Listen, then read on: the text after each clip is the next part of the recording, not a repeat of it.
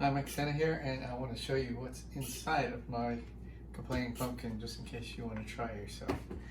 So, first of all, you see the eyeballs moving around, and you'll see the mouth moving. If you haven't seen it, that's how his mouth moves. Oh, and his...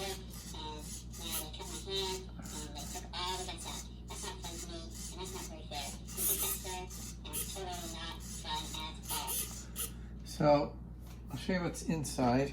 If you look in here, I just have a piece of metal holding the eye assembly, and it's screwed down into the pumpkin. Down there, I'm just gonna pull that up. I pulled it out once already, that's why the eyes were not moving. Were moving when his voice was moving. So if I pull this out, this is like a Thingiverse mechanism. Something I 3D printed off of Thingiverse. And you have two servos here moving the eyes left and right, and two servos here opening and closing the eyelids. And I attached all these with little cheap pieces of wire. That's kind of important because if these get forced and something's blocking this, then the wire will come undone and you'll save your plastic mechanisms. So I like to just attach these with cheap single strand wire, not even stiff wire. If you can't bend it with your fingers, then don't put it on there. These are just regular electronic straps, things to hold down house wiring, and I doubled it up so it would hold this stiffer. And down inside the pumpkin, you can see another strap here, and this is simply this mechanism works simply by the servo just oscillating back and forth and pushing this mouth out, in and out. So that's how he's talking. And on the inside, and you can see a metal plate behind there so the servo horns don't dig into his mouth. And you cut the pumpkin in 3 spots here, and on the back side you cut a slit so that it's easy for this flap to open up. So let's look in there. So I'm just going to pull these out. Ugh.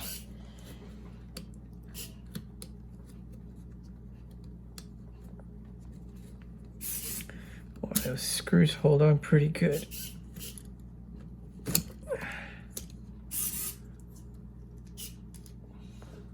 That's that. And I put a little plate here, and you see the back is cut out so that the mouth can move. I wasn't sure how I was going to do this. At the last minute I came up with this hinge method, and I thought it might work, and it worked really well. Okay, so what's in the electronics? First of all, you have the power. It's coming into the main board here. It's all wrapped in plastic because I didn't want pumpkin guts to get on it and short anything out. This is just a 5-volt converter, so it converts 12 volts to 5 volts.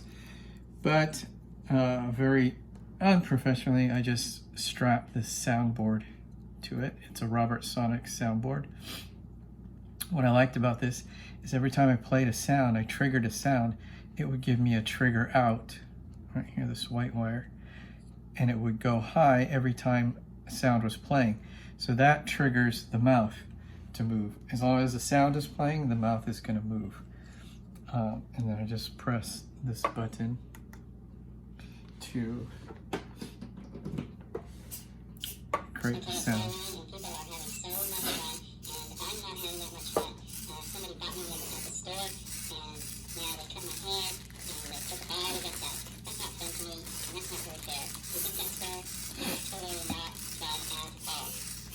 This is, I guess, the controller.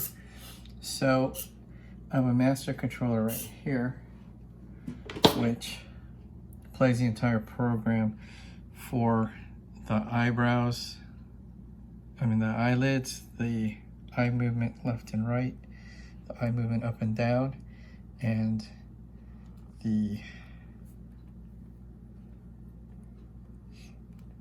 mouth movement right here. So this white wire from the trigger, from the soundboard trigger, activates this guy, and then it knows when to send the signal out to move. And these, of course, are doubled up. Two are plugged in here for the eyelids because I didn't want to control each one separately for this easy animatronic, but I could have taken that out and separated. And the reason I like to use 4 little microchips instead of all hooking it up to one is I can send one signal to this to let this know to operate, and this whole chip here just controls everything with the eyelids.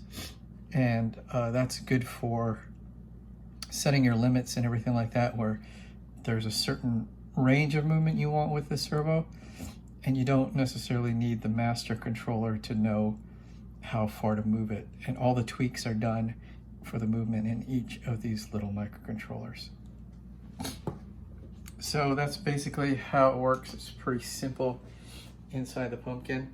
Oh, and if you notice here, I looked on the internet, look how beautiful this pumpkin is, and it was carved on, what day was that? The day before, the night before Halloween, and it's now November 3rd.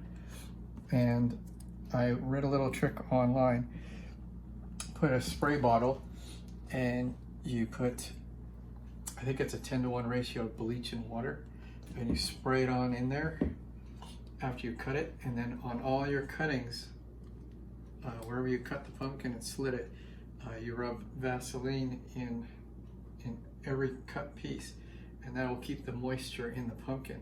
So even though this is like super thin, like right here, it's still pretty hard, and it works very well still. And if you notice, there's no corrosion inside the pumpkin, or very little. So that's how it's created.